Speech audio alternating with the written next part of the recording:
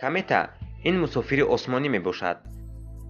мадори онҳо сахт ё зондашуда мебошад. бинобар ин кометаҳое ҳастанд ки ба офтоби мо баъди ҳазорсолаҳо як бор наздик мешаванд.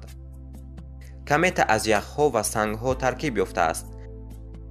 ҳангоми наздикшавӣ ба офтоб ях ба обшавӣ сар мекунад.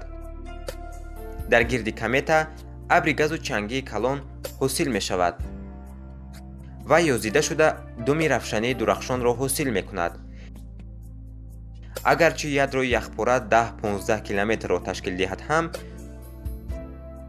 думи вай аксаран то 100 миллион километр дароз шуда метавонад. баъди он ки комета офтобро давр зада аз он дур мешавад, каме сард мешавад. ҳосилшавии газ кам шуда ва дарозии думаш кӯтоҳ мешавад. якумин кометае ки пайдоишаш аз тарафи олимон аниқ пешгӯӣ шуда буд, кометаи Галилео буд.